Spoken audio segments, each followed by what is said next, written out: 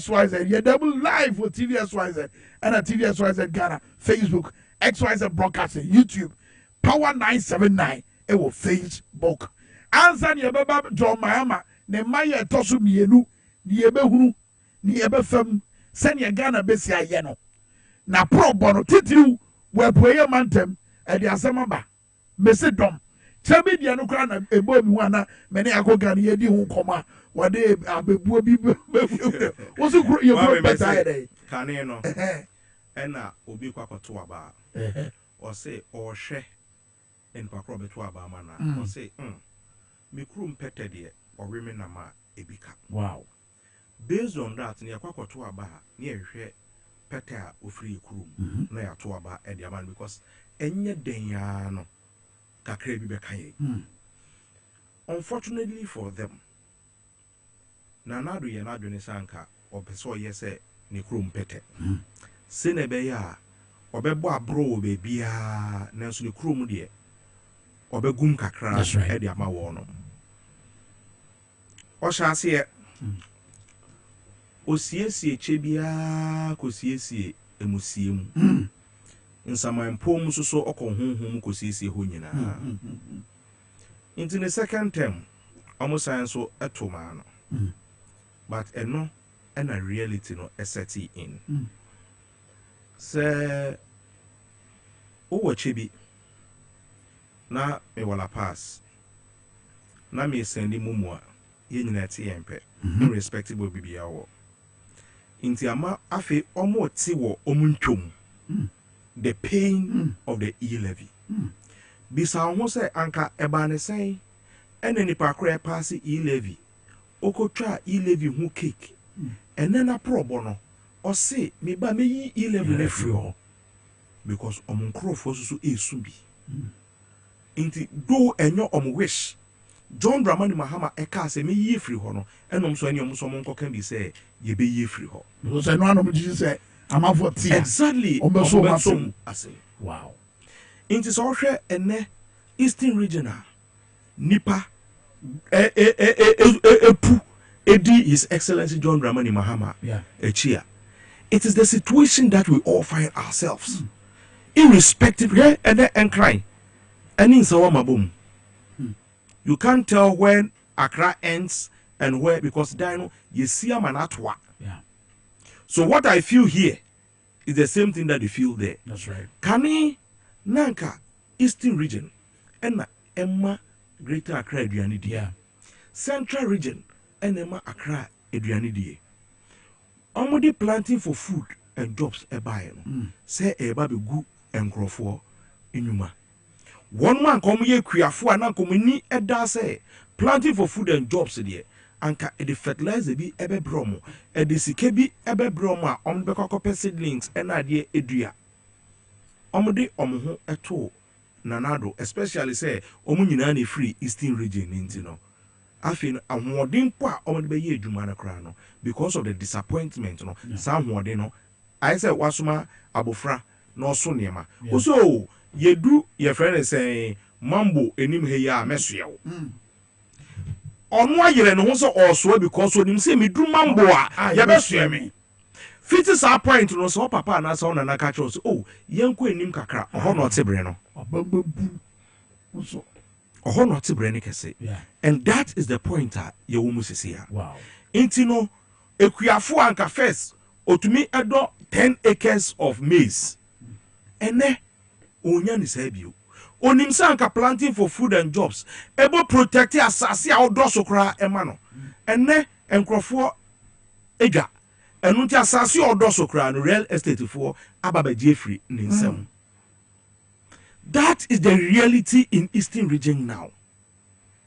Na galamse so abajefa wow one ma omoye fish farming and no so nsuo no I say to the extent to say you can't continue doing it. And you see, the most dangerous aspect of all these things, they say, the jobs too are not coming. Wow. Because planting for food, you know, it was employment based. Employment, no way. Job, no way. Into your Eastern region, anka, for your friend is saying, MPP, no. ewu confirm so whom DC yeah eka so no de ompene lorry park na Joma amba beba yeso no woni nkrofo a omo stop DC no wow omo anka so omo nkrofo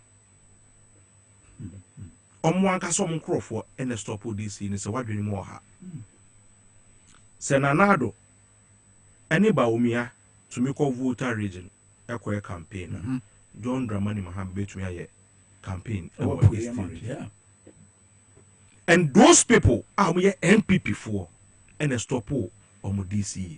In fact, let me also congratulate young for friends and so whom NDC executives. Me say omokoye attire night ewo ho. And on any day Attire night and they say ye num tea. On sa green tea na yeah your friend is saying most of the time ya cremophone tap yeah a friend attire. Omokoye attire night. Wow. In the parkour ye bear man. Ye babe see your canopies. Ye babe see ye prepare for the next day. Obeba. O pabe tutu ye no attire. Nobody could pass there. Nobody could pass there. That should tell you the sentiments. First, na a humbi about ye executives. Yeah. A Eastern region. Because no more doors to tell. Apart from some doors, no, I him for be so why no me by heart. Fache me for the word by heart, no. Because they want to prove love for Nanado. Into ye bibia ni asama Abraham fie be you ano eye ya ni asama braba be say. And truth is that a bo NDC for no because initially no na eye one ma o ma ba sre asase a wode ba bedo ena eye NDC ebia anwonafo bi a omakwakoto mekura wo ho ye friend is saying notness mafrafo bi omakwakoto into ukoye MPP sisi a ye beji asase efiri basisa I'm telling you because obi ehun say mekura masase na system didi hu na nye politician but ede na kire say be dane votes ede na kire say ampampa sa etitai ne emonji so ye ekokko so wa Abraham ma ebo apray e be dane votes 2016 unam Eastern regional na omo frɛ yɛn ehwafo akronfo those were the words. In fact wo t-shirt kura de yɛmpɛ ehunu. Wow. Mami fa kwanya we su na menda honorable Julius Deborah ase won nyuma oye nkanka so no Eastern region na doye a oye t-shirts a papi eswade kogu Eastern region. Wow. Na minya calls wo ho say people are still crying out for t-shirts. And I me bisa me ho say why mo na ehye because first no who t-shirt kura need them from kura on fan paper but say there enne achimfo na nkase na ehye t-shirts edi nam kurum Eastern region for and na ehye.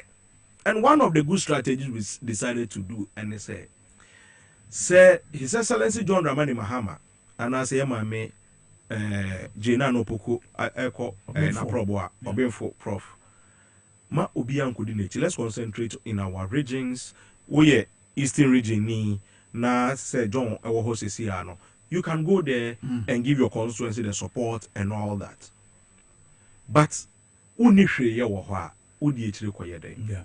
So the crowd that you see are not crowd that were bashed. And young crofua, you sumomo to say, oh dear, yana Musia Mamundi nana Baumia campaign no echi because Ebeka say mu opposition for. Say nyasa baby a omobeye rally biano. Ubon say buses 4 ewo ho omuntwa emechrew. It's videos na ya nie mu no. Eya na time. Exactly.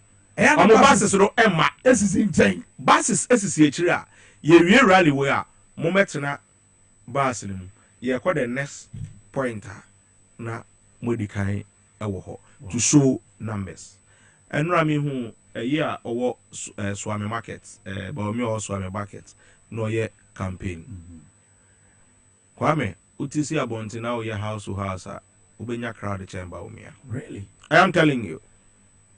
It was so funny. presidential candidate. I'm telling you, Vice President sitting Vice President of the Republic of Ghana. $1. Yes, Baumia. Economic whiskey. Yes, Chief Executive of Haptel. Omunina. Me say, Swami. Nobody was following. Always Western region cried, that should tell you the anger of the people. But what about Sir Akukodrona or MPP? Because when the MPP need be a Shianda, okay, say, oh, a former woman, NDC also. Yeah, better. At the end of the moment, Sir Akukodrona. What's your purpose open? Yes, Eddie Kaino. Yeah. Omo GDABC Electoral Commission to be magic. And untina obia utie no about 2 o'clock mo afidie no enda Power FM. No fire. Ye be press conference bi a Power FM de bi beda mo ase. Ene day. Ye be press conference ye GDC se na mo ye mai da no mo be ye ama etiefo nyina etie dia ba bekoso. On be sanso TV SYZ. Me da say. Yeah. Aha, ntino TV SYZ muma mufidie na ho na Power FM so because 2 o'clock no press conference no ebekasa afa akwan bia na nke bi susu se yebetum leyi sulia wo elections mo ababedede ntino me boss Sameje Mfi will address the press today. Nobody should miss it.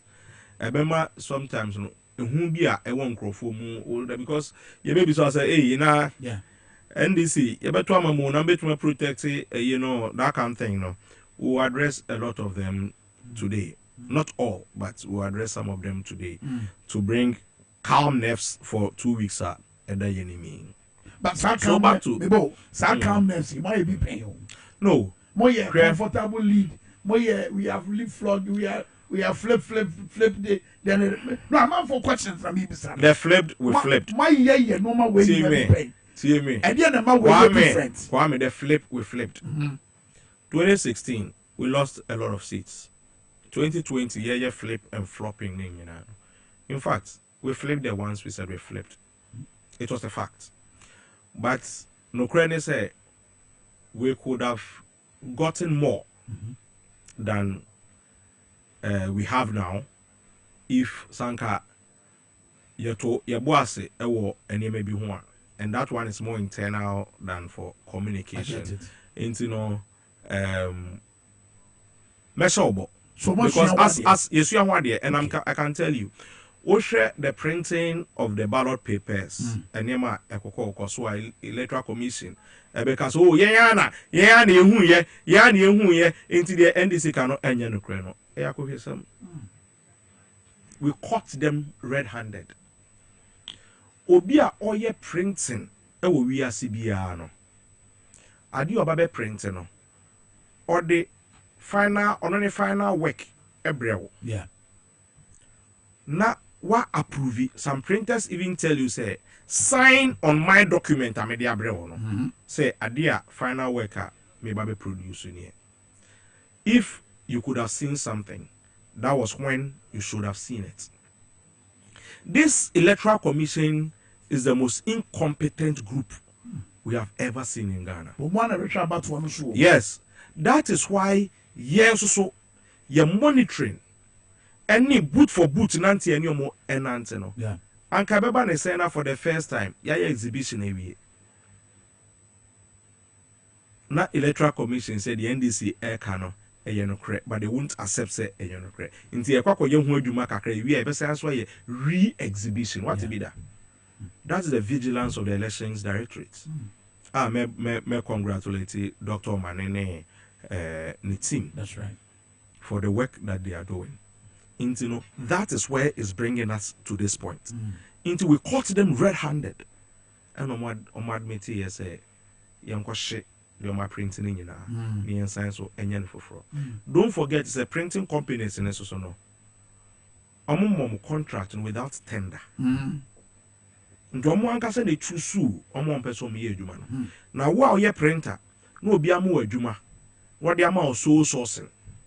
Why na beti opposition and also beti electoral commission no. Wow. Into the electoral commission can someone you know, and no more you know, but we caught them. That is why I want to assure you, say, don't be afraid.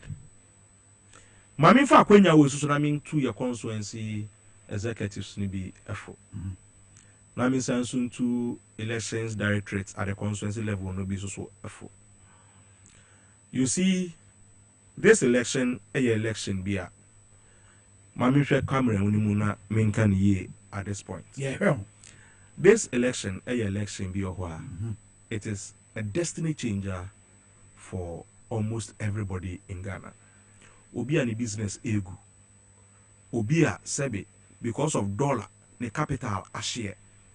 Obia onye juma enya otifie. This elections is about their destiny. Into wa yama wakwenya say for polling agents ebra. Now bi na ho say me baby tifie nti ma me fa ne nko because e dia ye betua 200 Ghana na se betua 400 Ghana bi nti no. Dwene hu mienu. Any polling station yebeto aba ewie na yebe hu so di obi aba, and I'm saying this passionately, Kwame, because ya kwakoye training ewo baabi a yetumi ma figures say MPP enya 3 we enya 32, all the 13 people on the list no ye the figures show biya write it in words and submit it to your friend is saying agent. Kwame obi ohwa 35 writing it in words went to me and sure because of encrophobia yakwako form about some polling agents. Wow. And these are happening in constituencies. Nobody at the region will choose your agent for you. Nobody at national will choose your agent for you. Agents be able to choose biano. It is coming from the constituency. And we are demanding, say, Obia Obebe Biano, let's know the person who recommended that person. But the year mono, I didn't think a national now say region for no bois. Yem penny pa was fata. You cannot get anybody at a polling station. What we will do is supervise and train the people that you have brought. Yeah. And we train in your you know. The first basic thing I know about film how to write figures in words. The amount of paper near ye results are about any write it in a we are and send the how to calculate a pink sheet. Pink sheet, you know, and what 3 a friend is saying sites. The first one I saw fail a year and no pa ballot box no aba. Details are a womb. The number of books are a womb. The number of materials are a womb. Register on the total number a year saying.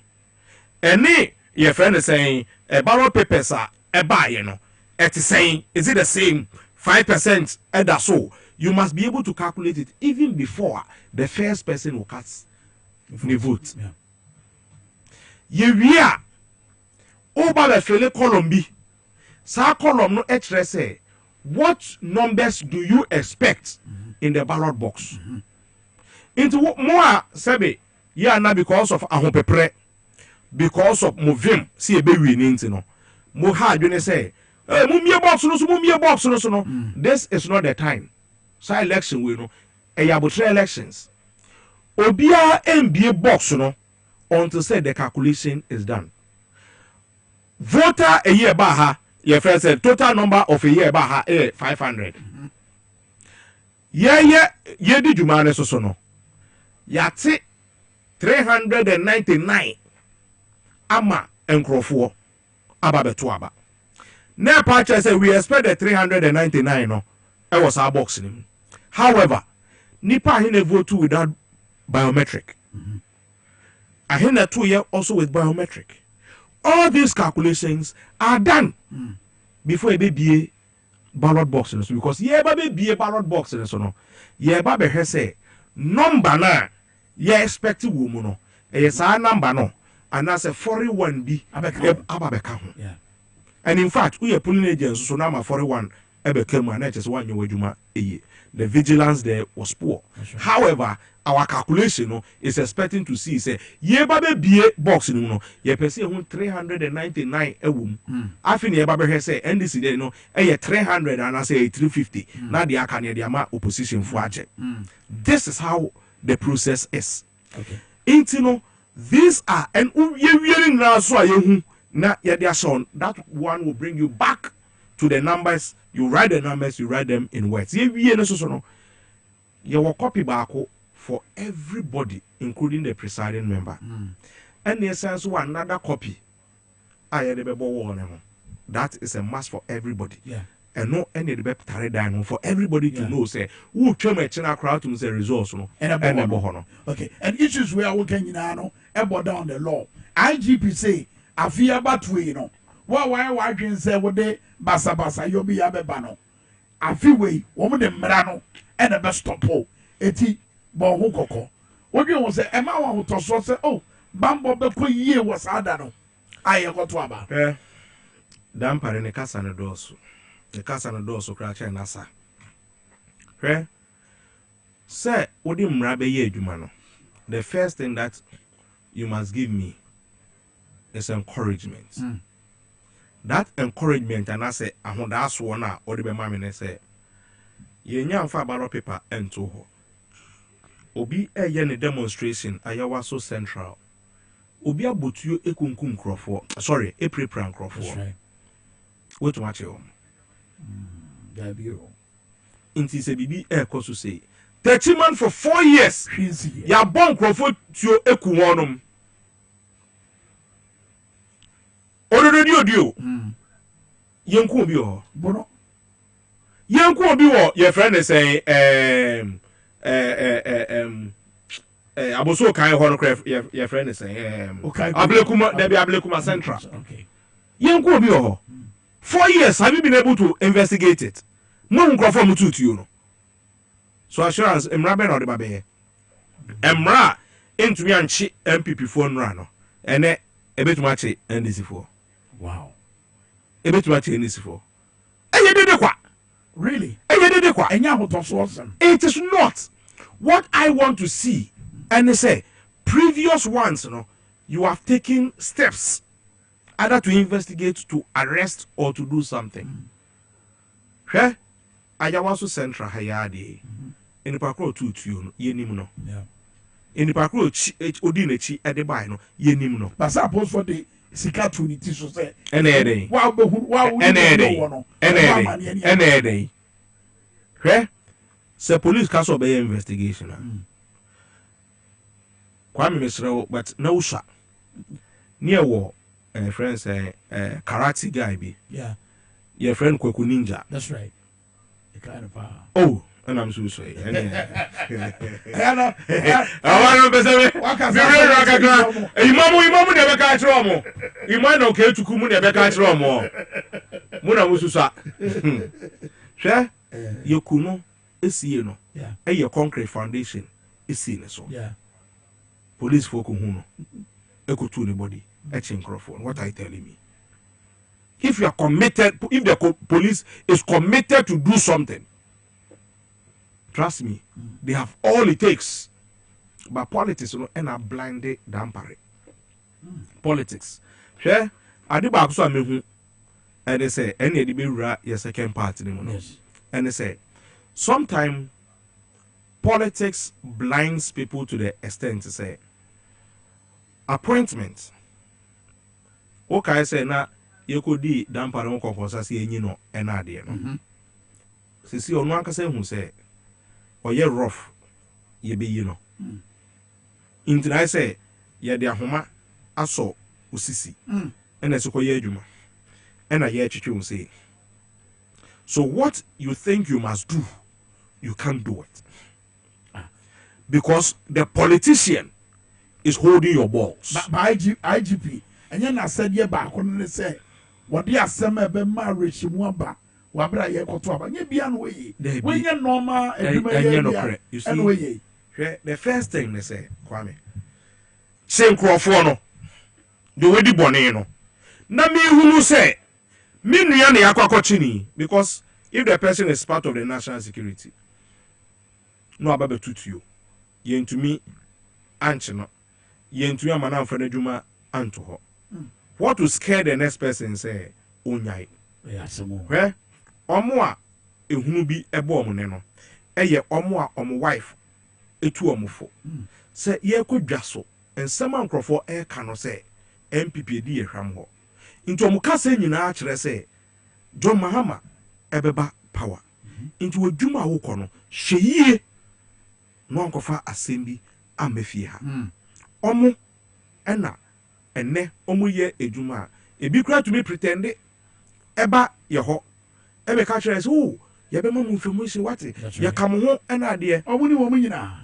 Oh, of course. Wow. But omo nyina ba ye mama wa tu Ana ya mo yesa. because Because na mo call for nso adwa. there be Kwame ye wo information bi ho a give nipa mienu a say me ne wa kwakọ wi ade si emu ba ko anka obi anteda what you say into for intelligence sake no you tolerate some people because they are in the system usu ni mo baby omo ye adwuma ewo nti me the satellite to so na wo office echi meeting bi akoso na wo say sisi ade wa ba yen side nti wo pese ye ne wo edi dwuma maybe say wo say meeting e course no why na ba ya you cannot tell me say onim ebia kan kra koduru say oh na mo ankasa mo party for no kra bi e ba ha o omo ba ha ye hwe omo fine pa ne ade so you need everybody to gather your information that you need to get. Interesting. So you cannot push people away just like that. Absolutely. And Mahama wa be hu so you say na oni obi an ye adwuma. Exactly. And na me ne MPP pani ba ko kasaye fra santima mu. Eye ohene ba kofi adum ba hu a. O se sa mamu no no mo hwehwe. Woni se John Mahama be wini. Be o se ya mamu a obi a wo mu pie. E don grade o run off. Serbe alanche matin. E be ba betai.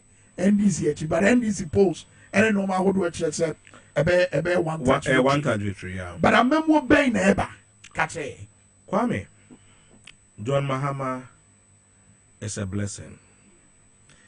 His comeback is not just a lesson for the NDC, a lesson for Ghana. Okay? Me do be call Bible more. I think 2 Samuel 15.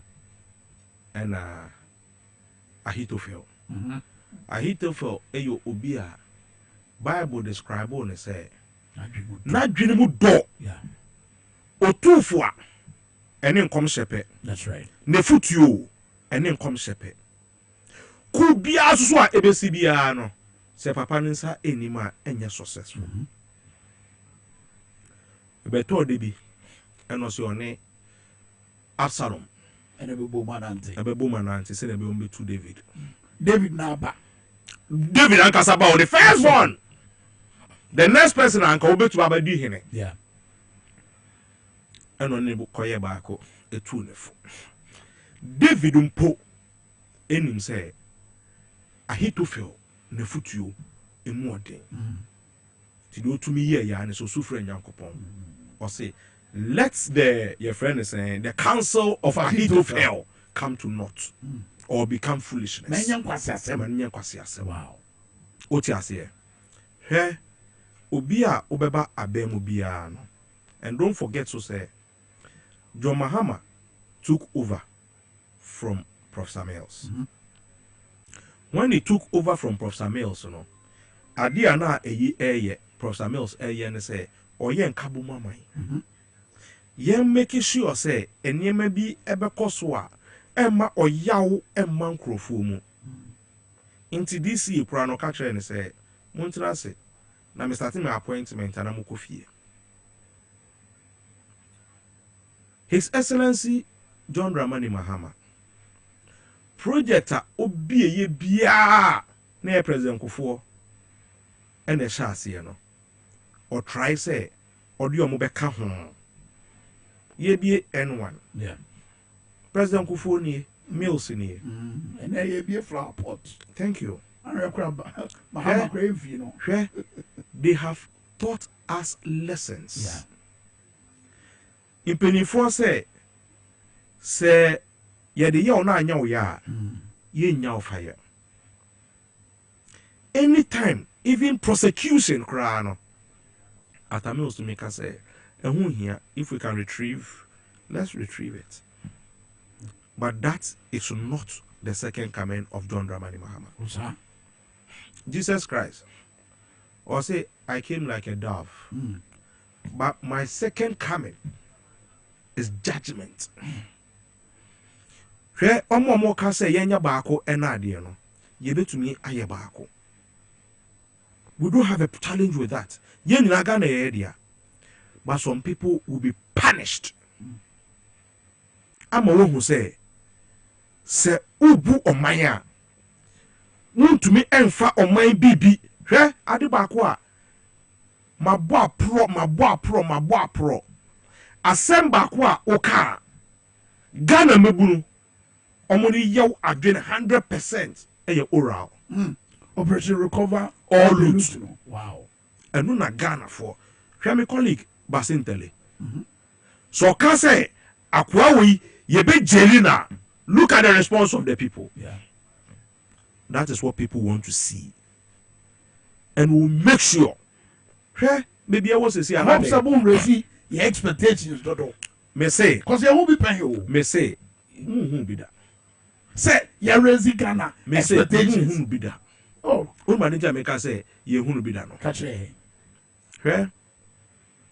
The campaign of Professor Mills never mentioned prosecutions and all those things. Very true. He didn't. Deep in his heart and his mind, and he said he was coming to change the perception of Ghanaians and politicians. Unfortunately for him, and Crawford all protected one, not to say protect, but on person obe harass you man say obe witch hands you man. They are the people who are telling lies. No mudi no hofel. Even at the point of his death, yeah, in a death a year campaign. That's right. Oh, ekuya donko onupo onumpo eka. And when you come, your mama na eku your friend is saying, I know why I didn't know. I didn't know. She doesn't matter into people in misa. Nobody will be a misa. And let me tell you all this. We must have a mindset of an accountability. Rawlings, at a point, at a point, Niena one Atameos, and Yadrenia, and Ma, Omutite Kakra, was on the issue of prosecution. Was this uncle for way? If you don't finish them, they'll finish you. On the matter of prosecution.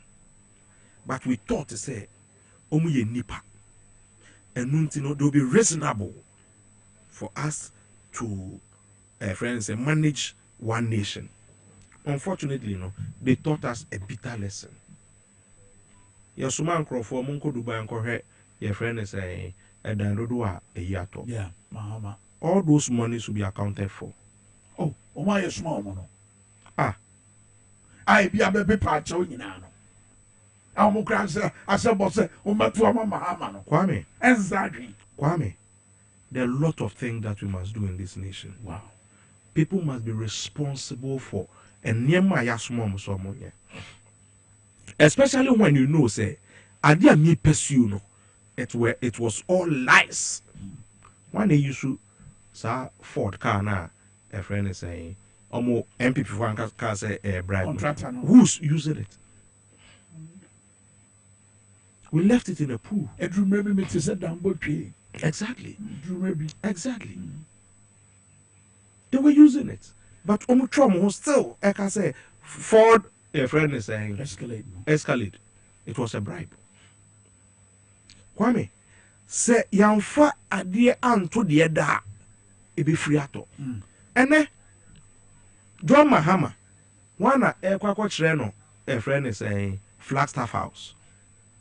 No, there's a ritual. Say, Obi Ewinia, before yebes when in no mokoye tour of the facilities and all those things. That is the place he has come from. Why did they because I tour? Intino, baby, a yedru sisia wo amemu. Let's assure our people. The second coming of John Dramani Mahama no. Or Baba Shisha and Niema apart from and Niema ye Babe Yeno. Sika akoka obi butum. Sika akwakoka obi mpase. Sika akwakoshe obi poly tank mono. Or hinibi. I think it was in central or western region. Or hinine say si ade nyina ati ase say sika na bi ni baby o. Ni ehwehwe e butum no. Ene ebegide ebu man no. I'm telling you, central region. Yes. Yes. And that should tell you, say, they know what is at stake. So is that to say, and on a don't want to pay? Say, Sikano. Of course. Let's recover. Wow. The recovery is so important to people. And you see, here, we will not come and do witch hunting. But as we speak, people are bringing evidence with documents. Documents. And yeah. Wow. And Crawfordy and near my casa almost signing. Almost signing. But they took photocopies of it. Because of that, some people were transferred and our family members. We are family member, we are Ghana, and you deserve to work. But you don't deserve a work that somebody has been sacked because of all your Ghana Juma. Those people will come back and take their place. People are being crucified at the civil service and public services. People are being crucified at the police, prisons, and at the because not because they have an evidence to say omu yebibiu, but they have a mindset, suspicion. Sesena kwawe ni subainti ani no ye ne niamano. Obeye NDC ni na se ohun bibia obetum de akwakoma NDC nti empanese no yen transfer no yen ye ni sei. And I can tell you there are many aye kase ne ye kase ye bo prr attorney general ni document ni dina hwehwem omo ankasa ebetum reka akwakosi omo dan e won sawom no ma ben ho na ye jijisika yi nyina ebeba be dane den. Everything that is in our manifesto today have been costed. Everything in manifesto has been costed. And obi enu obetu medina baby aka say onkoji loan and assessing. Okay. Loan biya John Dramani Mahama eji ye biya no. Eye loan and one kasa echi ane hoka. Bra ye bre sisi ane se loan na nanado ne baomia eji ye no. Abeya de so omu gidi ye. Any friend consumption no. Omu gidi ye. Enunti no esese ejije to. Yet to fuel prices mu, yet to electricity prices mu, senye saying to me kutrias at one. That's the reality we are facing today. And ne put me talk electricity 300 go meter so. Obeda no waba no. Yes, yes, yeah. That is people's reality because Baumia has to go back and pay those loans. That is our reality. But this operation recover all routes, no? And no, we are costing it to say it will be part of the money that we need to develop Ghana. And that is going to go into investments. Ama, Etinebi, they will tell you, say, hospital, yeah, you see, a hospital, yeah, this kind of fees is in the power. And we need to see it's our hospital. Ya beya kwai amwo hu say Abuja na po nisika yako G free ne polytank mu no ene de akwakoye sa kwan we. You will see the work, the monies at work. And no be hu nipa bi suban. Na so na o say you ukọ stadium a ye obabi o say o adekoka stand. See. Positive works. You understand? Ebedru baby a onam ekwan so ewo Ghana wankasa otwi ka na say aboa Sicilia da pa ni sigen kokodi menam so yo eko. You will see it at play. Ye be bon crofo di sika quantum of money any de yebetumi e de aye to ko hospital bi na ye hwewa wo say sanka John Mahama ma power anka nkrofo ko diskei ene ye diskei si hospital amame me dem me ya yaresa air condition boom me kwa eno ankasa John Mahama hospital bia we si bia no do eno ankasa ne bio udu ho ase welcome John Mahama here can you enter Reed Hospital me di obi ko ho MPP ni twom eno say me twem wa hada me nwura mu da facilities e wa ha me hunu bi da UGMC the same thing. Urawa, what we say, hospital. And MPP wants to affiliate themselves, say, oh, second phase, you know, and they say, flower pot. Someone say, it took a visionary leader. So technology, use pillars in sim, now still overhead. Ye see a friends overhead. After motorway, so, uncle, so traffic. Sabi adwiri we hwan trim na beto abanana do trim so me yesa de we daddy but ene under John Dramani Mahama yetumi aye amene ababe kashia ye fro no kakra ababe kashia fofi anto ata yesi enche ye ba bebie yentie so mbetumi abo John Dramani Mahama edin a o ma ma che say me nim se nya de o metumi abo omun se sofo life akofo ye kromu miye wow Swami magazine omode nchanse ekotwa ho se eba besi overhead ene ne to abamom 2020 ene paso omugu so boye ana ade omu ye nya interchange okokuma yes Kwame ai makro ya kwai ya tutu so o metutu so no ya juju so ya se wudwiri asase so anu asidan se wudwiri asase so anu asidan ba ye ene de omutumi ye pillars oma contract na aka chiro so ade we dey niska o but ama contract for overhead ebi wo la pass ni boy town junction ya mo bi contract yes say sky dey ama no enya dey betuma ye bridge no into the concentrate on the pillars no na yen kakra until say beto aba ewie such mindset it means say timemufo na nkasa you take them for fools because them so majimi omu say pillars eba esura na say eba beto aba dey ama who thinks like that yes garam say kunipa pen pomasibre ozi da bi ento aba enwie all your life is about voting not about the human beings in it because yes if you approve say they don't think there but today 2024 will tell you that the people who think are more than those who don't think. It is the better thing is to do the right things. Senebeya Ghana for those who pepper and now the way. Nanya say be about 20 now. Yeah, the uncommon easy. The other big giant. Wabra can not see a quack to about. So far, it's been good. Yeah. So far, it's been good, Kwame. Nyame ton super ediegu John Dramani Mahama any NDC campaign so. Mesre Ubibia, don't be afraid of some of the things that are being said. NDC is capable of protecting your votes. NPP, they know say Abaya Babetuno, Omwelusu in advance. No two ways about this. Near yesre a free Timemini Bia Hone say yen bo abatuo no eho ban at our local levels. Hwe se obi adwen bi woni tirimu se impo asema electoral commission kan yesa an kompeso mu yusu ya omo pese be yusu indelible ink and na de so be kaya it was to encourage multiple voting.